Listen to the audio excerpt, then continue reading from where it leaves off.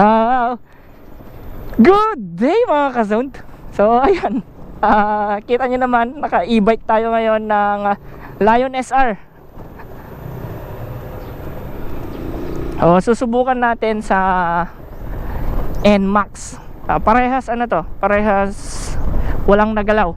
Yung NMAX 300 odo pa lang yun. Tapos eto namang Lion SR, kakarating lang, kakakuha lang nila ng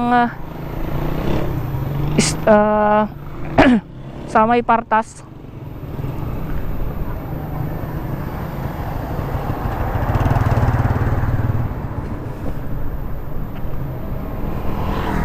So susubukan natin i-gauge sa all stock na NMAX. So yung NMAX 300 odo pa lang yun, kakalabas pa lang. Kay Boss Pipo naman yun. Tapos etong unit ngayon dito na sakay-sakay natin, Lion SR. So ayan, si Conce yung may-ari. Meron rin siyang gamit, pero yung yung mas mababang variant yung gamit niya ngayon. Tapos etong atin, kumbaga yung mas mataas na variant kumpara doon. So ito testing natin doon sa may NMAX na 155. So subukan natin kung ano yung kakalabasan ng video to. Excited ako. Subukan siguro namin to sa mga 800 meters siguro na takbuhan. So ako magdadrive dito sa may EV, electric vehicle. Tapos si Granny yung magdadrive sa NMAX. Ayan, excited ako sa kakalabasan nito mga sir. Abangan nyo na rin. Yes sir. Hi!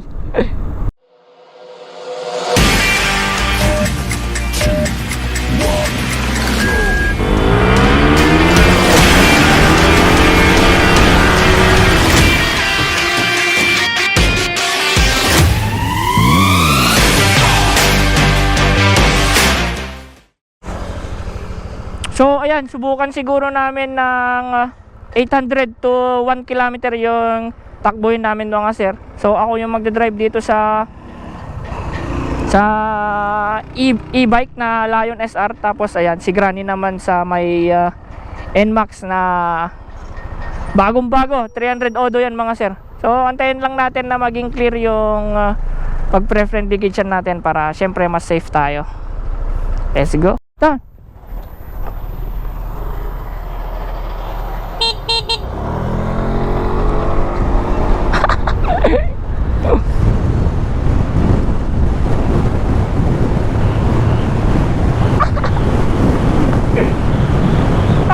Tulin mga sir.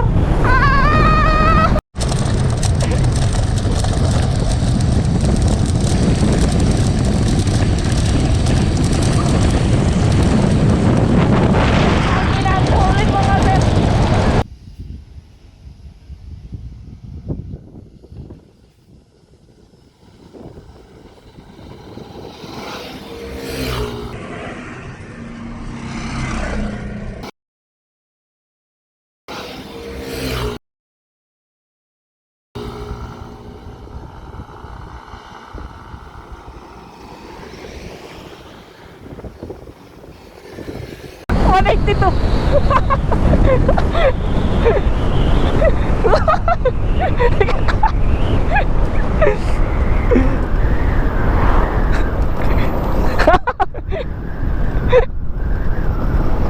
Wait lang, using ko lang yung GoPro. Utang ina. Laglag pa. Tiga lang. Inang tulin. Grabing tulin na ito mga sir. Siguro kung hindi lang matagtag tong daan, talagang may sasagad mo to. Pero sa speedometer niya 182. Di ko lang alam sa GPS. Subukan pa natin isang beses pa yung magandang takbo. Alright. Okay, last hit mga sir.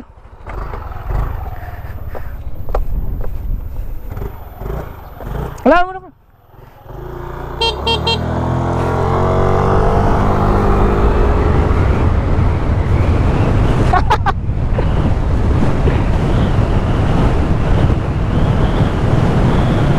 Nagkakambyo pa natin.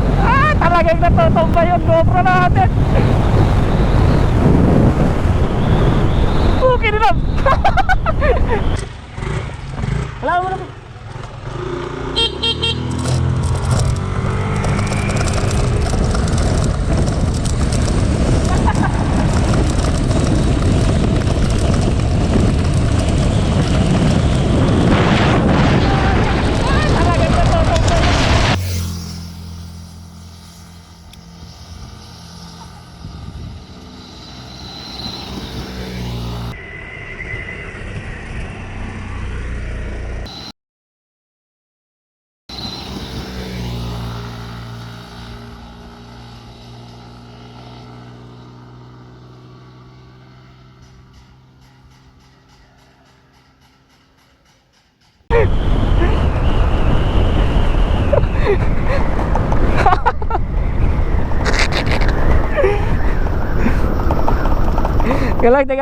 Teka lang. Layo.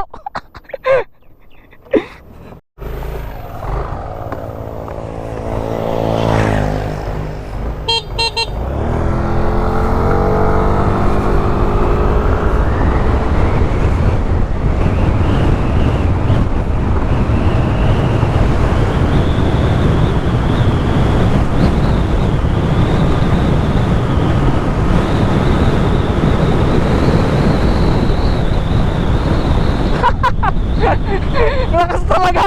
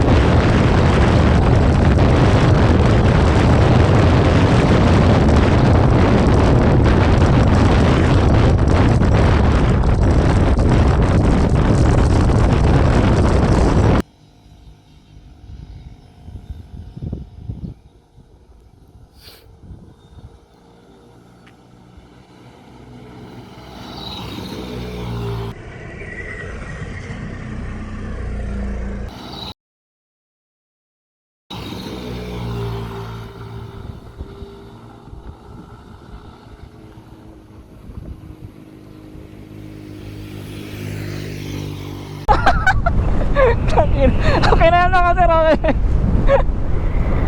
Alright.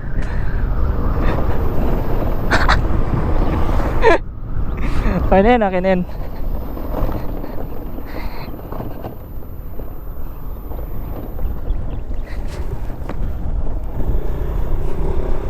Ayos na, ayos na. Talagang iba yung response na ang kuryente syempre. So talagang ramdam mo pagkapiga mo siya, talagang umaalis na. Tapos ang kagandahan pa nito meron siyang mode. So yung mode 1 niya may limit hanggang 111 ata yung nakita ko kanina. Tapos pag nag mode 2 ka, parang nasa around 150 ata, or basta doon 145 to 150. Tapos nag mode 3 ka na, umabot siya hanggang 183. Di ko lang alam kung sigurado ako, sure na sure to, 100% may itataas pa yon kasi medyo matagtag, sobrang tagtag etong pinagtestingan namin. Nagkatuwaan lang kami kanina kasi binidyohan ko lang to. So yun yung kinalabasan sa all stock na NMAX. Yun na lang yung yung parang basis nyo sa NMAX versus dito sa may Lion SR na EV natin. So ayan, yun yung mga tropa natin. Kung nagustuhan nyo yung kinalabasan ng video yun, huwag nyo lang kalimutan na mag-like, comment, share, and subscribe. And syempre, huwag nyo na rin kalimutin na pindutin yung notification bell button. So ayan, sa mga gusto mag-order ng malakas na e-bike na nangiiwan ng mga NMAX. Siguro kayang iwanan to na ano. Kaya rin neto iwanan yung mga Raider FI. Tangina pag pag siguro nakachamba kayo ng ng mga e-bike na tulad nito. Wag kayong magkakamali. Sasakit lang yung mga nakem nyo. Hindi ko alam Tagalog ng nakem. So let's go. Balik na tayo sa talyer mga sir. Ayan, hindi naka-score si Granny sa atin. 0-3. Ayan, let's go. Tinesting lang namin mga sir. Pinagmukhang e-bike nung e-bike yung NMAX. Tulin na ito. Parang yung kargadong NMAX versus stock na NMAX yung kinalabasan ng bidyong to mga sir. Pagka napapasarap yung napapasarap paggamit natin sa e-bike. Ayan, sa mga gustong umorder ng e-bike na to, kita nyo naman siguro yung yung quality, yung top speed, ano pa ba? Basta yung paggamit ko. So para sa akin naman, kung gagamitin mo lang dito, yung sobrang yung hindi ganun kalayo, yung mga distance na tratravelin mo ayos naman to. So siguro ang maximum nito ng isang full charge kaya siguro ng mga 80 to 100 kilometers takbuhin. Depende na rin siguro sa